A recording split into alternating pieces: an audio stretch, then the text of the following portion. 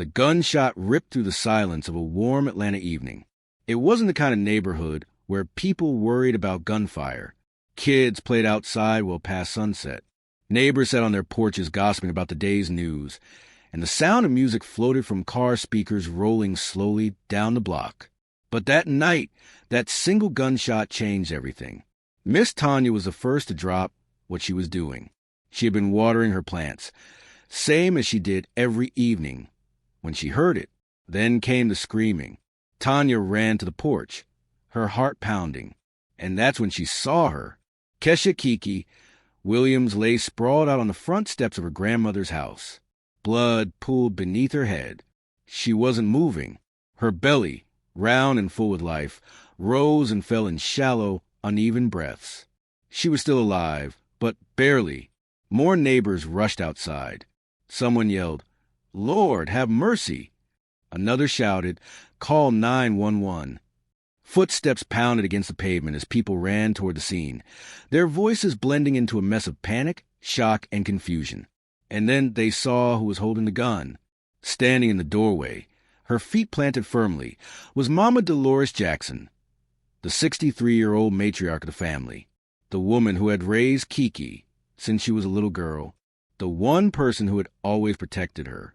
And now, she was the one who had pulled the trigger. The gun hung loose in her hand, smoke curling from the barrel. Her face was empty, expressionless, not crying, not panicking, just staring down at Kiki's motionless body, like she was looking at a problem she had finally solved. Miss Tanya snatched her phone out of her pocket. Her hands were shaking, but she dialed anyway. 911, what's your emergency? Somebody's been shot. Tanya's voice cracked. Oh, Lord, she's pregnant. She's pregnant. The dispatcher's voice was calm, professional. Ma'am, who shot her? Tanya's mouth went dry. Her eyes darted to the porch, to Kiki, then to Mama Dolores. She was still standing there, unmoving, her fingers wrapped around the gun. Tanya swallowed hard. It was her, she whispered. It was her own grandma. The sirens were getting closer now. Neighbors stared at Mama Dolores, waiting for her to explain, waiting for her to say something, anything, but she didn't move, didn't speak, didn't even blink. She just kept looking down at Kiki, like she was thinking about the past, like she was thinking about what had just happened, like she was thinking about why she had done it. What could make a grandmother, a woman who had given everything to this girl, pick up a gun and fire? What did Kiki say before the trigger was pulled? What secret was so terrible, so unforgivable, that it made a grandmother choose blood over love? Some secrets are deadly, and this one was worth killing for. What do you think? What could make a woman turn against her own blood? If you love deep psychological true crime stories, hit that subscribe button. 2 months before the gunshot, before the blood on the porch, before the sirens, there was a different kind of silence in Mama Dolores' house. Not the peaceful kind, the heavy kind, the kind that fills the space between two people who don't know what to say to each other anymore. Mama Dolores sat in her worn-out recliner, staring at the television, but not really watching. The soft hum of gospel music played from the radio in the kitchen. It was late, past 11, but she knew Kiki was still awake. Kiki was always up late these days, talking on the phone, whispering, hiding, and Mama Dolores knew why. She didn't need to hear the words to know what was being said. She had seen the signs weeks ago. At first, it was little things. Kiki stopped eating certain foods, gagged at the smell of eggs and bacon, slept later than usual, came home with that tired, distant look in her eyes. Then came the real proof. One day, Mama Dolores walked past Kiki's room and saw her standing in front of the mirror, lifting her shirt, pressing her palm against the barely there bump on her stomach. That was the day Mama Dolores knew. Her baby, the girl she raised as her own, was having a baby. She waited for Kiki to tell her, but the confession never came. Not that day, not the next, not ever. When Kiki's belly started to show, there was no more pretending. Mama Dolores didn't yell, didn't slap her across the face like some grandmothers would have. She just stood in the kitchen, arms folded, eyes sharp as glass. How far along? Kiki hesitated. 3 months. Mama Dolores exhaled slowly, pressing a hand to her forehead. Does the father know? Kiki nodded. Yeah. Who is he? Kiki looked away. That was all Mama Dolores needed to see. You gonna tell me, or am I gonna have to find out for myself? Kiki's fingers tightened around the edge of the counter. It doesn't matter, she mumbled. Mama Dolores' voice dropped to a low, dangerous tone. It matters to me. Kiki turned and walked away. After that, things were different. The house, once warm and full of conversation, became a place of silent battles. Dinner was tense. Mama Dolores would cook and set Kiki's plate down in front of her, but she wouldn't say a word. She'd just watch as Kiki picked her food, avoiding eye contact. The baby, the one thing that should have brought them closer, was now the thing tearing them apart. Kiki started spending more time in her room. Mama Dolores would pass by and hear the muffled sound of her voice on the phone. I can't tell her yet. She's going to lose her mind. You know how she is. Sometimes, Kiki would cry. Not loud, just a soft, broken sound that barely made it past the walls. And every night, Mama Dolores lay in bed, staring at the ceiling, wondering who the father was and why Kiki was so afraid to say his name. One Sunday after church, Mama Dolores tried again. They sat in the car, the engine off, the church still buzzing with people outside. She looked at Kiki, really looked at her. Her face was fuller now, the baby bump impossible to hide. You're my blood, Mama Dolores said finally. Kiki looked straight ahead. I just want to know, Mama Dolores continued. I ain't going to judge you. I just need to know. Kiki squeezed her hands together in her lap, took a breath, then another. For a moment, Mama Dolores thought she would finally say it, but then Kiki just shook her head. You don't want to know. Mama Dolores' jaw clenched. Yes, I do. Kiki turned to her, eyes full of something Mama Dolores had never seen before. Fear. I promise you, Kiki whispered. You don't. Mama Dolores knew something wasn't right. This wasn't just some boy from a neighborhood. This wasn't just a teenage mistake. Whatever this was, whoever this was something bigger, something dark. That night, as she lay in bed, Mama Dolores thought about all the men who had come and gone in Kiki's life. And then a thought crossed her mind. A name. Her stomach twisted. No, it couldn't be. Could it? Mama Dolores turned onto her side, staring at the shadows on the wall. She had to find out the truth, before it was too late. Mama Dolores had always been the strong one. She never had a choice. When Kiki's mother, Vanessa, died of a heroin overdose, it was Mama Dolores who stepped in. She buried her daughter, wiped her tears, and picked up what was left of that broken little girl. Kiki was only 3 years old when she lost her mama, and she never knew who her daddy was. Vanessa had taken that secret to the grave. Mama Dolores had done everything for Kiki, worked double shifts, missed church events, never took a vacation, all to make sure that baby had food on her plate, clothes on her back, and a warm bed to sleep in. And now after all those years, all those sacrifices, Kiki was carrying a child of her own, but she wouldn't say who put there. Mama Dolores wasn't stupid. She saw the way Kiki was acting, the whispers on the phone, the way she avoided certain people in the neighborhood, the way she flinched when certain names were mentioned. Kiki thought she was slick, but Mama Dolores knew something wasn't right, and she was going to get the truth. It was just past midnight when Mama Dolores had had enough. She heard Kiki's soft voice behind the bedroom door, talking, whispering. I can't tell her yet. She's already mad. I don't know what she'll do if she finds out. Mama Dolores pushed the door open. Kiki gasped, nearly dropping the phone. Mama. She scrambled to hang up, but it was too late. Mama Dolores' eyes were dark, stormy, unreadable. Who were you talking to? Kiki pressed the phone against her chest. Nobody. You lying to me? In my own house. Kiki swallowed hard. She knew that tone, the one that meant Mama wasn't playing anymore. You gone tell me right now, Kiki, Mama Dolores said, stepping forward. Who got you pregnant? Kiki looked down, her lips pressed into a tight line. Mama, say his name.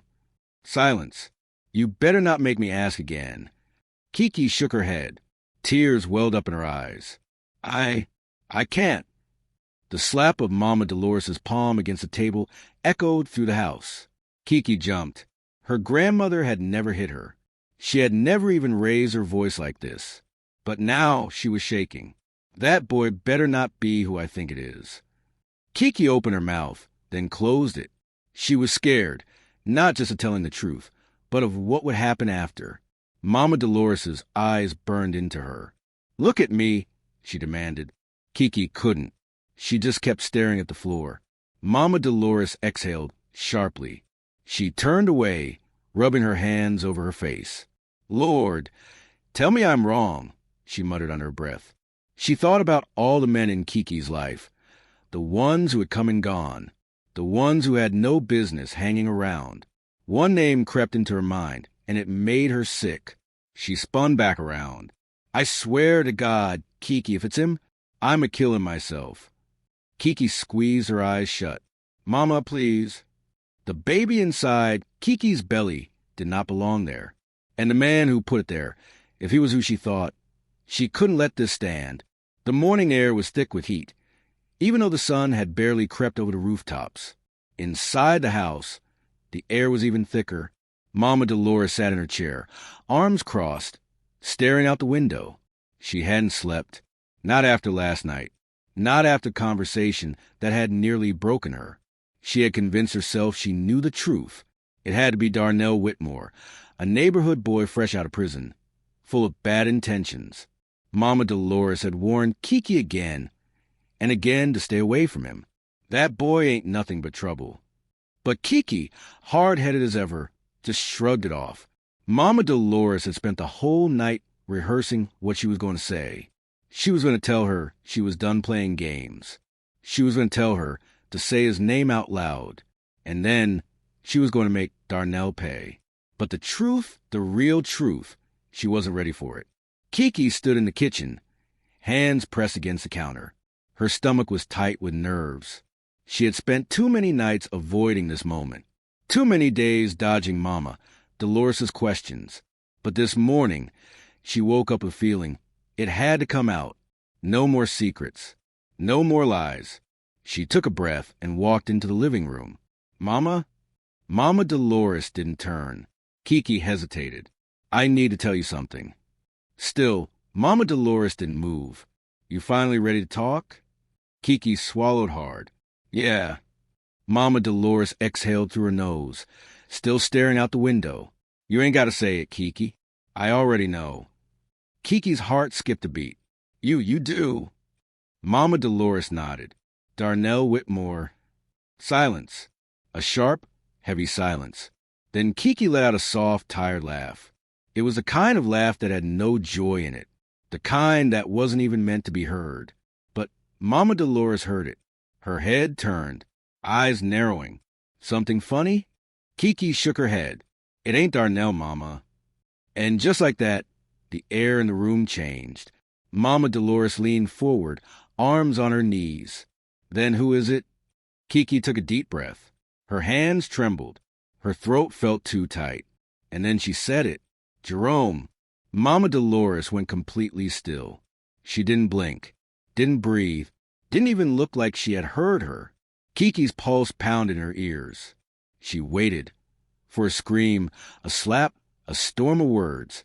But Mama Dolores didn't make a sound. She just sat there, frozen, like a statue, like a woman who had just heard the one thing in the world she could never prepare for. Then slowly her lips parted. Say that again. Kiki swallowed hard. Romo. Mama Dolores stared at her. The air between them felt thick, heavy, suffocating. Kiki wanted to look away, but she couldn't. Jerome. Romo Harris. A man who once had a grip on Mama Dolores's heart. A man who had whispered sweet lies in her ear before walking out and never coming back. He was charming, magnetic, dangerous. And Mama Dolores had told Kiki all about him, how much she loved him and how he had left her and how much she hated him. And now he was a father of Kiki's baby. her step-grandfather. Mama Dolores slowly rose from her chair. Kiki took a step back. But she didn't finish, because Mama Dolores wasn't listening. She turned away, walked past the couch, past the kitchen, into the next room. She didn't slam the door, didn't curse, didn't yell. She just disappeared into the silence. And Kiki, she stood there, waiting for the explosion, but it never came. And somehow, that was worse. On the porch of an old, weathered home, Kiki sat alone, knees tucked under her chin, phone in her hands. She typed slowly, her fingers trembling slightly. She's mad, but it's done. I told her. She hesitated, then hit send, a deep breath in, a shaky exhale out. She should have felt relief. Instead, she felt like she had ripped something open that could never be stitched back together. Inside the house, everything was silent, too silent. Mama Dolores hadn't said a word since Kiki spoke the truth. And that silence, it was more terrifying than yelling, more terrifying than any curse word, any slap, any storm of rage. She had expected an explosion. Instead, she got nothing, and that made her stomach twist into knots. Mama Dolores sat at the kitchen table, her hands pressed flat against the wood. Her breathing was shallow, uneven. She had been through so much in her life.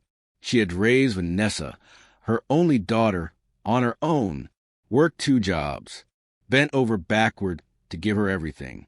And when Vanessa fell into the streets, into the drugs, into the wrong people, Mama Dolores still tried to save her.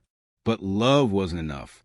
Love hadn't been enough to stop Vanessa from dying with a needle in her arm. And so, Mama Dolores turned all that love, all that devotion, to the little girl Vanessa left behind. She raised Kiki the best she could, kept her out of trouble, kept her in school, did everything right. And now that same girl, her baby, her grandbaby, her blood, had gone and done this, had given herself to the one man who should have been untouchable, the man who had once whispered those same sweet lies to her, the man who had left her behind like she was nothing. And now, his child was growing inside Kiki. Mama Dolores' body trembled as she reached into the drawer. Her fingers wrapped around cold metal. She pulled out the gun. Her hands shook. Her mind raced. Her stomach churned. What had he done to Kiki? Was this love, or was it something far worse? Mama Dolores closed her eyes. She had wasted her life loving the wrong people, sacrificing for the wrong people, giving and giving and giving. For what? For this? Her knuckles went white around the grip of the gun. Everything she had ever believed in, everything she had fought for, had led to this moment. She felt sick. She felt betrayed. But more than anything, she felt like something inside her had died. A mosquito buzzed by Kiki's ear as she sat on the porch. She swatted at it lazily, eyes still locked on her phone screen. Her best friend Shayla had responded. Damn, what'd she say? Kiki sighed. Her fingers hovered over the keyboard. Before she could type, the front door creaked open. She looked up. Mama Dolores stood in the doorway, the gun in her hand. For a second, Kiki didn't move, didn't breathe. Mama Dolores' face was unreadable. No anger, no sadness, just emptiness. Her fingers twitched around the gun. Kiki felt her stomach drop. Mama, she whispered. What are you? The porch light flickered again. A single shot rang out. Kiki's body jerked. Her phone slipped from her fingers, landing face down on the wooden steps. The last text she ever sent still glowed on the screen. The gunshot echoed through the quiet neighborhood. It bounced off the houses, carried to the still air like a warning. A dog barked in the distance. A porch light flickered on down the street. Mama Dolores didn't move. She just stood there, staring down at Kiki, her grandbaby, her responsibility, the girl she had sacrificed everything for, now motionless. The phone vibrated on the wooden steps. Another message from Shayla. Kiki, Miss Tanya, who lived across the street, ran outside barefoot, her robe flapping around her ankles. She saw Kiki on the ground, saw the blood pooling beneath her head. Her scream was sharp and raw. Lord Jesus. Somebody called 911. Footsteps pounded down the block. People came rushing from their houses. And there, standing in the doorway, gun in hand, breathing heavy, eyes blank, was Mama Dolores. The sound of sirens cut through the air, growing closer and closer. The first police car screeched to a stop in front of the house. 2 officers jumped out, hands on their holsters, eyes scanning the scene. They saw the young girl on the ground, saw the gun in the older woman's hand, and in a moment it all made sense. "Ma'am," one officer said carefully, his voice even, cautious. "Put the gun down." For a moment, Mama Dolores didn't react, didn't even seem to hear him. She just kept staring at Kiki. One last look. Then, slowly, her fingers uncurled. The gun clattered to the porch. She raised her hands. No resistance, no words, just silence. As they cuffed her wrists, she let out a slow breath. The tightness in her chest loosened. The weight she had carried for so long was finally gone. The officer led her toward the police car. Mama Dolores didn't look back. She didn't have to, because she knew she would never see Kiki again. The case exploded overnight. The media picked it up before the sun even rose. Grandmother shoots pregnant granddaughter. Justice or murder? Family's secret ends in blood. Some called her a monster. Others called her a woman pushed past her breaking point. People took sides. Some said she had snapped, lost her mind. Others said she did what needed to be done. But no one could ignore the one question hanging over it all. Where was Jerome Romo Harris? By the time police started looking for him, he was gone. No one had seen him. No one knew where he went. Some said he left town the second he heard the news. Others whispered that somebody made sure he'd never be found. But one thing was clear. The man at the center of it all, the man who had set the pieces in motion, wasn't the one facing consequences. Mama Dolores was. The courtroom was packed. The judge looked at the jury. The jury looked at Mama Dolores. The verdict came down swift and heavy. Guilty of first-degree murder. A life sentence. She didn't flinch, didn't cry, didn't beg for mercy. She just nodded once, like she had already made peace with it, like she had known, from the moment she pulled the trigger, this was how it had to end. What do you think? Drop your thoughts in the comments below. Share this story with someone who loves crime stories. Let's see what side they're on. If you love deep psychological true crime stories, hit that subscribe button and turn on notifications so you don't miss what happens next. This is Ruthless Realities. Until next time.